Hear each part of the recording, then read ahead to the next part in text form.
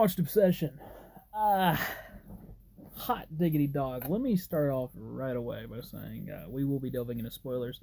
You see moving around, I'm organizing stuff on my desk for my wrestling figure arena, so that's why I'll be moving around and shuffling a bit.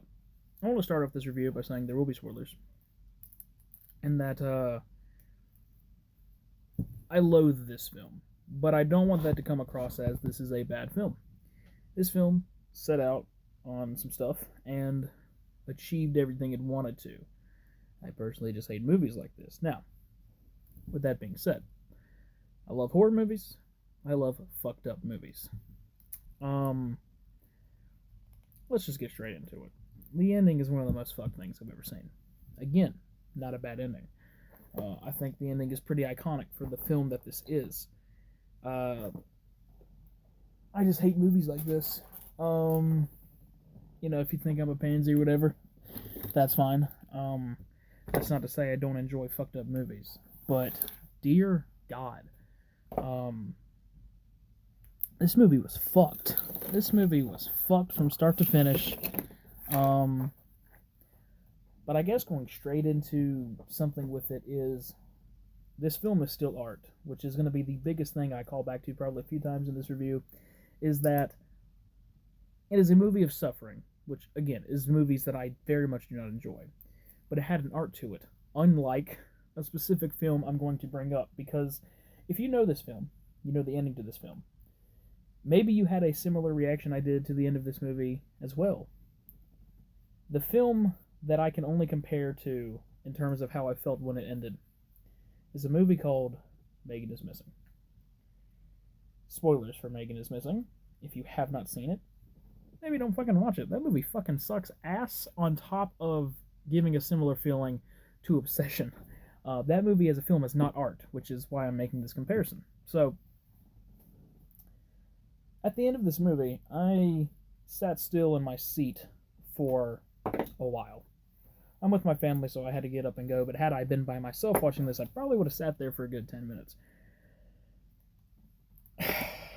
I guess we kind of have to get into the full crux of this movie. So, first of all, the One Wish Willow may have just become the next iconic horror movie prop. To a similar vibe, I feel, as the Talk to Me hand, in a way. Like, I can totally see people selling these on Etsy, people buying any props they potentially make from the movie. You know they can sell one that, like, actually breaks, and God, let's hope they're not real. This movie, I think, will go down as a classic of our generation, because that's what I'm always looking for in movies, is what films are going to be classics. Movies like The Avengers, okay, those movies, yes, they are classics, but they don't have, for me at least, a classic feel. Like, when we talk about old movies, some of which I'm not even going to have even seen, but, like, people talk about movies like Old Yeller, I'm trying to think of, I don't know why that's the first that comes to mind, but there's so many movies that become iconic in history and feature iconic endings. And The Avengers is a very good film, and it is a classic of our generation. It's one of the biggest moments in cinema history, but the movie itself doesn't feel like I'm watching a classic. This film does feel like a classic of our generation. I feel like it will be talked about for a long time. And to its credit, yeah, it earns that. But I guess we'll just go through the events in the movie, and I will tell how I felt about them. Hopefully we don't run out of storage on this as I review this. So, let's first talk about these characters. I love the characters in this movie. I'm going to try to remember all their names. Bear. Whew. I'm about 30 minutes fresh off of watching this film. So I've ingested a few videos about it. I haven't watched any reviews yet, because I know a lot of people love this movie already, but I don't like watching reviews before I give mine, because I want to give my actual thoughts and opinions. Which, I guess, what would I rate this movie? Yes, I hate this movie. But that's not to say, again, that didn't have art, which we'll get to later.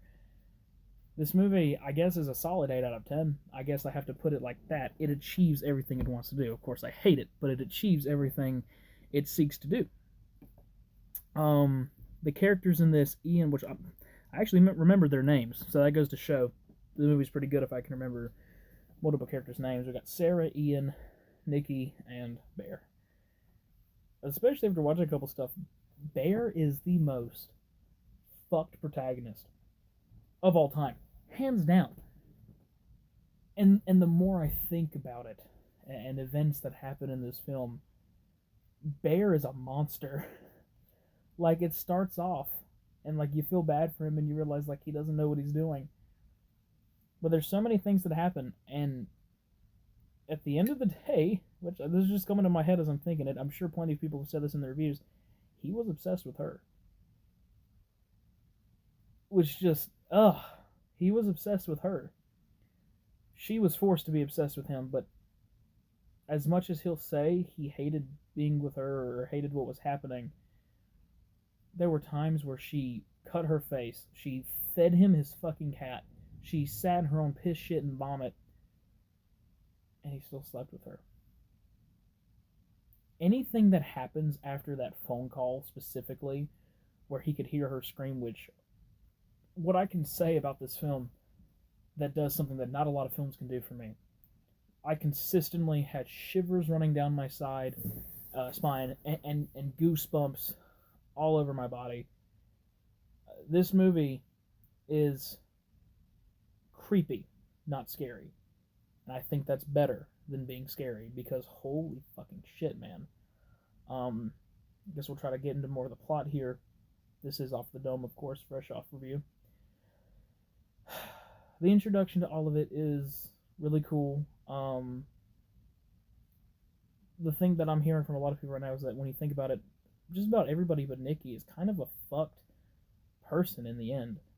And, like, Ian is sleeping with her, which isn't the end of the world, but, like, at the same time, he's trying to coach him so he can get with her. What are his intentions with that? The opening of this film, I felt very unsteady going into it. But, you know, they go on, they have their party together, and immediately Sarah hugging him. I really love Sarah in this movie. And I I predicted this movie pretty quickly. So my original theory going into it within the first few minutes was I thought they were going to do a big shock reveal that the one Wish Willow didn't work at all, and that this really was her. And I think that would have been a very fucked up and scary reveal that this was actually Nikki. However, I like the path that we went on. But very quickly I realized, okay, she's going to fucking kill Sarah. And this movie will likely end with either everyone dead, or it will end with her being left with it. Because they keep on bringing up, if you kill yourself, reverts the wish and all that. So very quickly I knew the ending of this movie. But the way we got to it still had me on the edge of my seat. Still had me questioning whether or not that was the ending we were going to get. And though I predicted it fairly quickly, still was a absolute trip to get to. I immediately love all of the characters here. Ian being kind of like the frat, you know, chubby friend guy in the group. Sarah being this girl that liked Bear, and her just like, she immediately is there for Bear. And this is a little distinction that we can kind of get into. One of the reasons Bear falls in love with Nikki is because she's there for him. I think he said his Nana passed away or something along those lines, and she was like there on the phone. But Sarah was immediately present with him, and God, she cared about him. And it adds to the tragedy of the fucking film, dude. They leave, and he ends up giving her the drive home. You're rooting for him, and it's like, slight spoilers coming, maybe full spoilers. It gave me vibes of Barbarian. And if you've seen Barbarian, you may know what I mean, where like the first 30 minutes of this film feels like a beautiful rom-com. And I never watch rom-coms. I don't. Maybe I should, because I love the way these movies have made me feel between Obsession and Barbarian. I love seeing characters getting together, and it all gets fucked because it's horror movies. But like, I really love those feel-good moments, like he's taking her home, and like you're rooting for him. And this movie just like kills me. Because she does something that I think a lot of us wish would happen, which is she just straight up point blank asks him, like, are you in love with me? And I think a lot of us would freeze up in that situation, like, no, because you're so terrified of what could happen. But, like, that's why I always put the truth on such a pedestal. I have lied in my life before, especially as a child, I'm sure. But the older I get, I really can't tell you the last time I told a genuine lie. And this movie solidifies my stance on that. Of course, I'm a Christian as well. So that adds to it as well. But, like, honesty is such a value. And in that moment, he says, "No, I don't." He immediately fucking regrets it. Then he breaks that damn stick and everything changes. Which,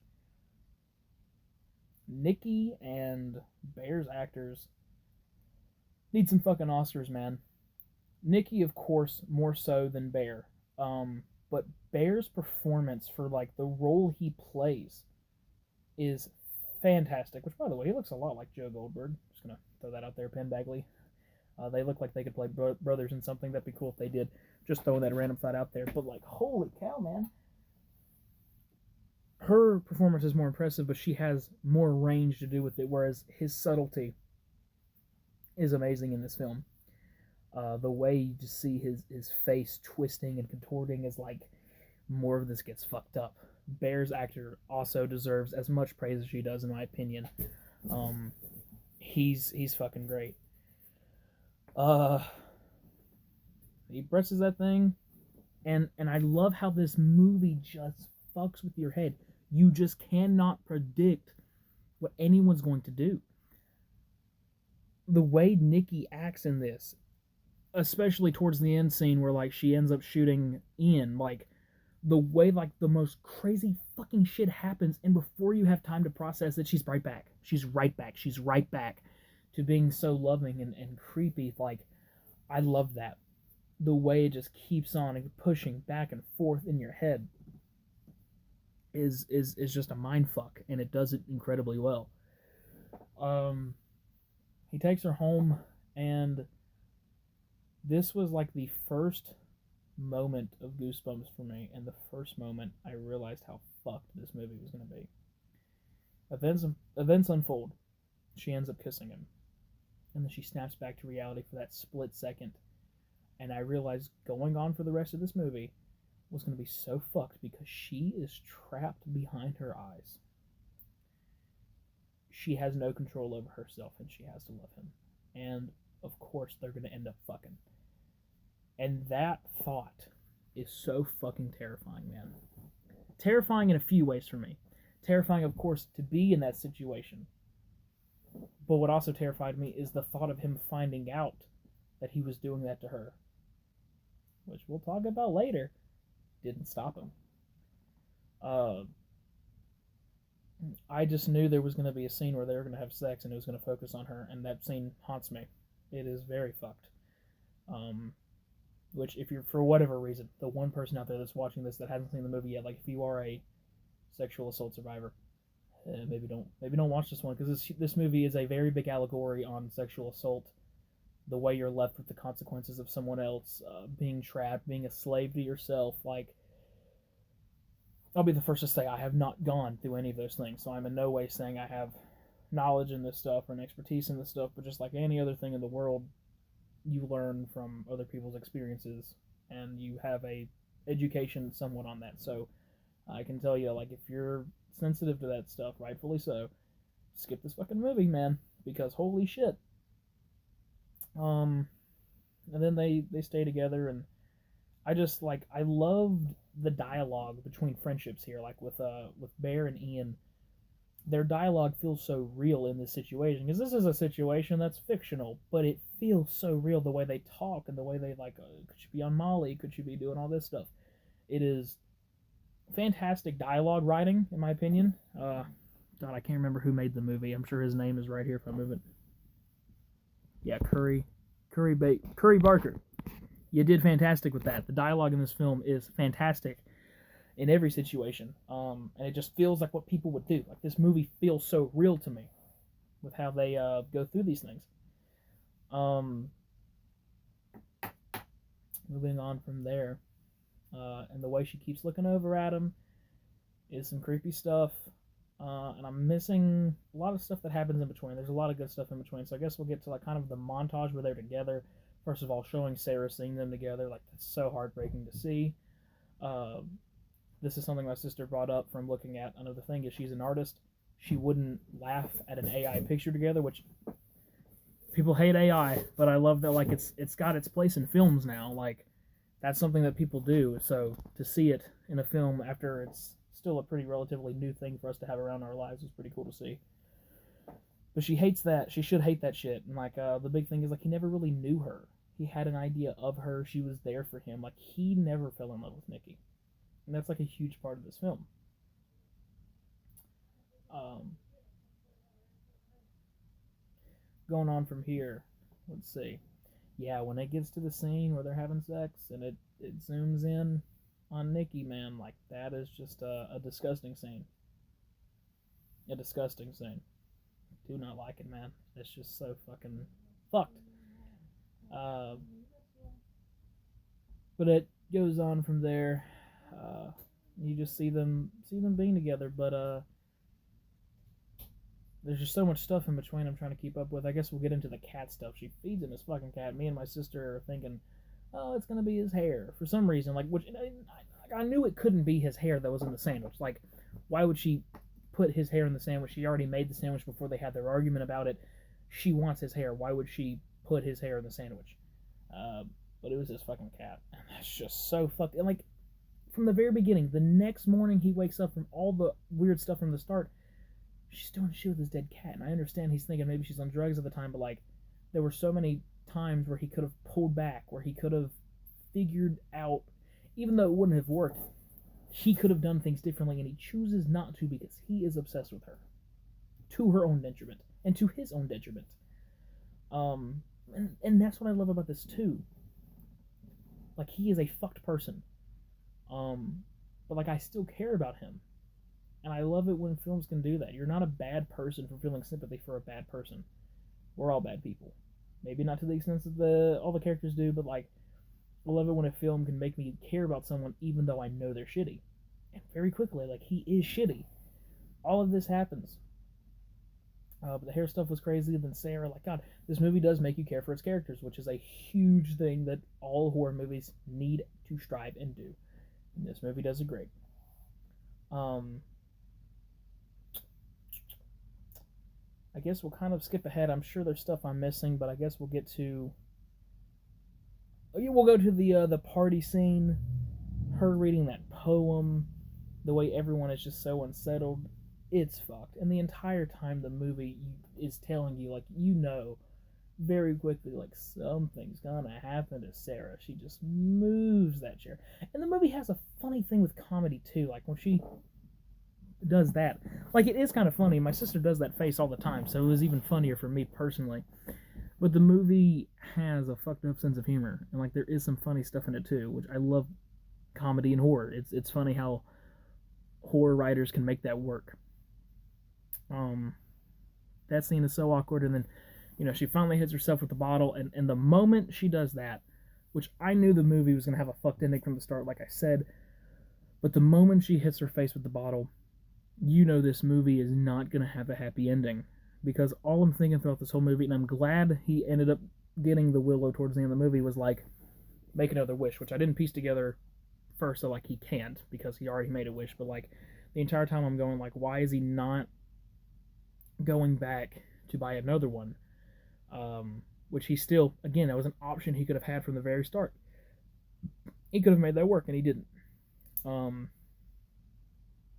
And I think the willow is perfect in this film because there is so much mystery around it, and I'm glad it doesn't reveal everything. I'm a guy that likes having all the mysteries revealed at some point or another, but it's very important that this thing stays a mystery. You think of the logistics of it, like, people could literally use it on the news and prove that it's real. So it's like you will get taken out of it a little bit thinking about the stuff with that.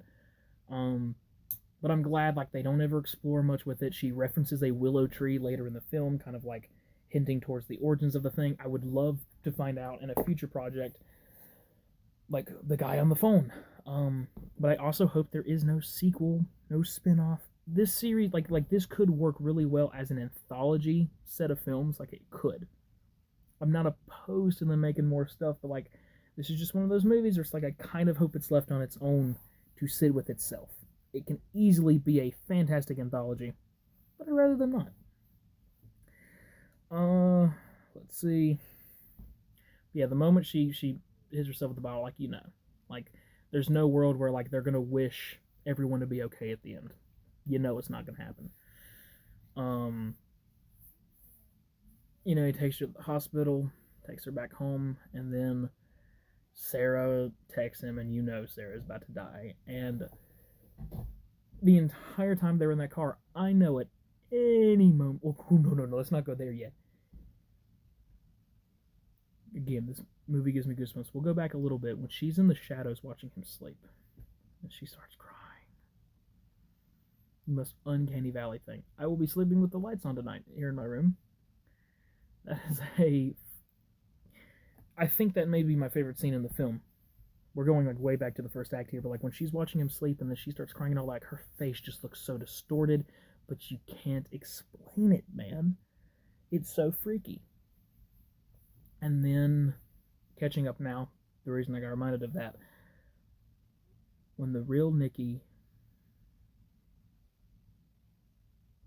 talks to him while the fake Nikki is asleep, is one of the most heartbreaking scenes I've ever witnessed. And it goes to show Bear is a fucked human being. And I'm interested to see if people talk about this.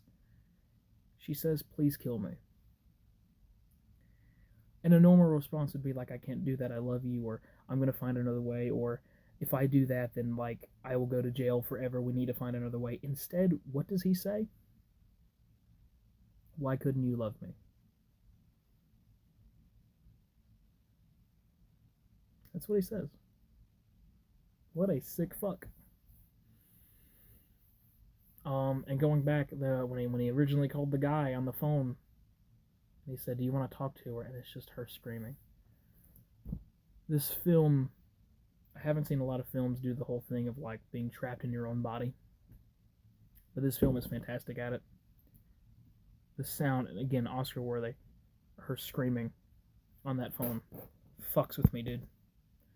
Fucks with me so bad. I'm gonna put it like this: like if I could go back in time and not watch this movie, I wouldn't. And that goes to show how good it is. I would not watch this movie. I'd erase it from my mind if I could because of how fucked up and painful I feel watching it. He meets up with Sarah. You just know any second she's gonna break through that window. And even though I know it's coming, it is, God, another Megan is missing moment for me. It is easily the biggest jump scare I've ever had in my life. Even when I jump scare, I'm usually quiet. I'm like, I yelled. I let out a scream in this movie theater. That is how much it got me, man. And the last time something did that to me, ironically again, is Megan is Missing, which we haven't talked about how it's not art yet, but we'll get to that towards the end. Again, spoilers for Megan is Missing. When they find Megan's body, it's another scene where you know it's coming. But there was just something about her body in that barrel that just made me jump. And it's the same thing in this film. I knew it was coming, and I still jumped. And then Sarah's death is just fucking brutal. And it zooms in on the mangled teeth. The eye popped out. So fucked. And then the letter that she got into the damn college. Like, it's just heartbreaking. One thing I find weird about this is, like, he helps her hide the body. Gets it to the house. And I guess maybe in an act of love, she's just trying to cover everything up. And that's why she's not upset that he leaves. But I am surprised that she lets him leave. So that may be a plot hole.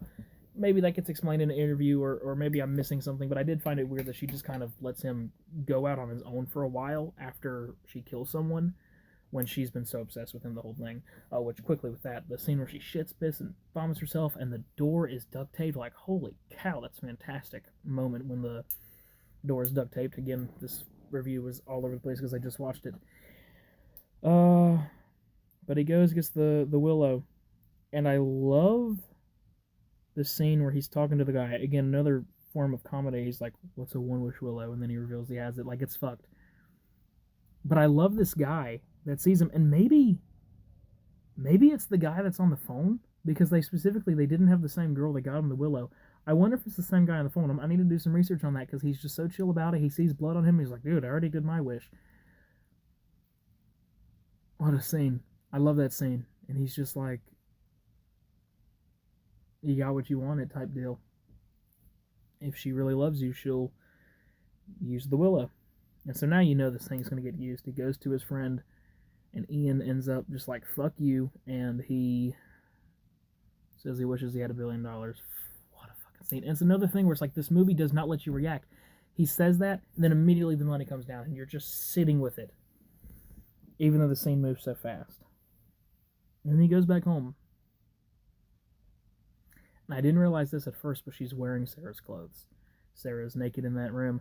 I thought, this is going to be really gross, I thought they were foreshadowing the poem. I thought she was going to cut off his forearm and unfortunately stick it up her, like they said in the poem, so I'm glad that didn't happen. But it's such an uneasy moment, and she's bleeding, and then Ian's death. She just shoots him. And again, big moment, right back to her being normal, or normal, you know what I mean? Like, she goes back into conversation. It's just so fucking good. How they do that, how they fuck with your head. You're not allowed to figure out what the pace of this movie is. And then he knows what he has to do. And I think it goes to show how selfish Bear is again. It was especially this moment, it confirmed in my heart. I knew this is going to end with her waking up and all of her friends are dead and she has to live with that because Bear's going to kill himself. He can't kill her. He knows that she will be left with all this and he still chooses to kill himself because he doesn't want to live with it. He's a fucked human being. I love the scene. He's about to kill himself and he can't do it and he takes the pills instead. And again, I still feel sorrow for this man. It's such a hard scene to watch. And again, his expressions as he's swallowing these pills is fantastic. It hurts to watch, and then finally you hear that willow break. Oh, no, he was gonna stop himself from dying too. He's trying to vomit, and then she immediately used the willow, and all hope is lost, man. And I knew what she used it on. She wanted him to love her as much as she loved him. And honestly, I almost kind of wish that was the ending because I think it's just as fucked, but I think the ending is more fucked still. So not just as fucked.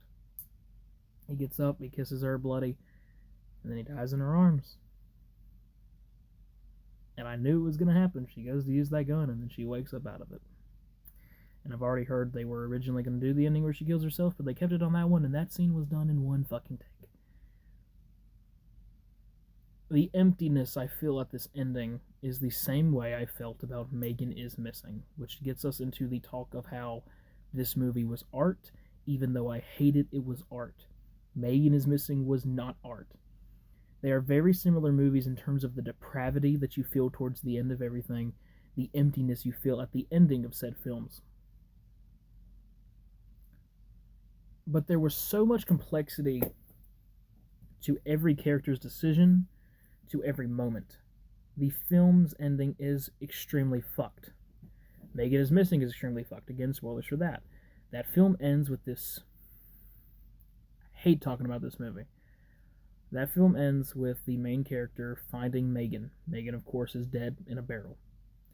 The main antagonist of this film has raped this young girl in a very graphic scene. And he forces her into the barrel with her dead friend. And he buries that fucking barrel while she's still alive. And you hear her screaming. And her screaming slowly fades as he buries that barrel. And that's where that film ends. And I hate that fucking movie. That movie is the biggest piece of dog shit. The director of that movie is a fucking scumbag, and I hate his fucking ass. And I'm going to straight up say that. Fuck Megan is Missing. Fuck that movie. Apparently they're making a TV show. Fuck that shit. I will check it out to see just if they do anything different, but fuck that movie. It is the biggest piece of dog shit. The acting in it was already terrible. It was a terrible quality film all the way to the end, and the ending is the biggest fuck you to anyone who watched it. And this ending is kind of a fuck you. Obsession has a fuck you ending. But the way we got here was a masterclass in acting. A masterclass in quality. I heard this thing was made for $750,000. Fucking-tastic. It is a masterclass of acting and a masterclass of symbolism and struggle. This film is an allegory for sexual assault. The way she's trapped with it, and then what I've heard someone say, which is just a fucked up thing, is just like sexual assault, she is left to deal with the consequences of someone's actions. That is art. That is writing. That is, again, I hate it. I wish I never saw this film. But the symbolism and the way they constructed everything to get here, the complexity of him being in love with her, him being obsessed with her, it was art. Megan is Missing was not art. Megan is Missing did not have a single good moment of acting. It was a shitty quality film, and the ending was the biggest fuck you for the sake of a fuck you. But this film and its ending and everything about it, as fucked as it is, as much as I hate it, it was art. And I think that is the biggest thing for any project anyone makes. Even if someone makes a shitty movie, can you see the art in it? People hate The Amazing Spider-Man 2. That's a film I personally enjoy, but I understand why people hate it. But there's moments in that film where, again, the acting is phenomenal. The moments of love are incredible. And of course, the cinematography and CGI and action of it is beautiful. So even the people that hate that movie, they still have things they love about it. They still have the things they give the credit to. In this film, though I hate it, though I will never rewatch it unless I am watching it with my cousin, who I watch a lot of horror movies with, unless I'm with someone who's experiencing it their first time, I will never go out of my way to watch this movie again. I hate this movie. I loathe it. But it was art. Megan is Missing is a shit stain in cinema. And I am someone, I'm not going to toot my own horn. This thing has been saying subscribe to Butterman's Malicious Multiverse.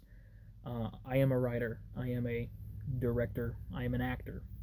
I'm self-taught. I do my own thing. So there's a level of it there where it's like, even though I haven't reached the big leagues and doing all that stuff, I know what it's like to try and make something that has art. Even if the product doesn't come out how I want it to, I'd like to think that anyone that sees the projects I work on, rather they're the comedic projects, the serious projects, I hope they can see the art I'm trying to go for in it, you know? I know it's not what it should be. I know it's not even good to a lot of people. I think I've had some really big, great moments of the things I've created, and there's moments that weren't so good, especially in retrospect. But I'd like to think that anybody can see the art I'm trying to strive. And this film does have art. This film strives to make you feel the way I feel. The way I feel, the movie wanted me to feel that, and it did it. But it did it with a soul. This movie wasn't soulless. Megan is Missing, the biggest piece of dog shit, is a soulless film. This movie is not. I love this movie. I hate this movie. But I will be watching commentaries, reviews, behind the scenes. I will be doing, for the next 2 weeks, I'll probably just be listening to all kinds of content revolving around this film. So it's like I said, I hate this film, but it's a fantastic film.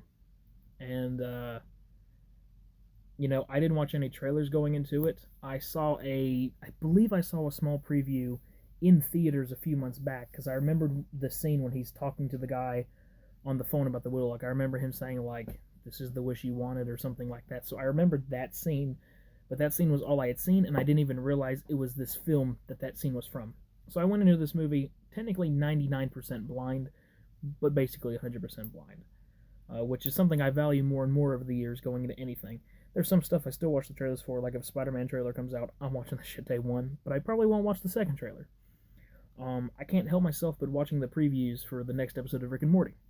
There's some stuff like I still watch. But these days I very much value a blind experience going into a film.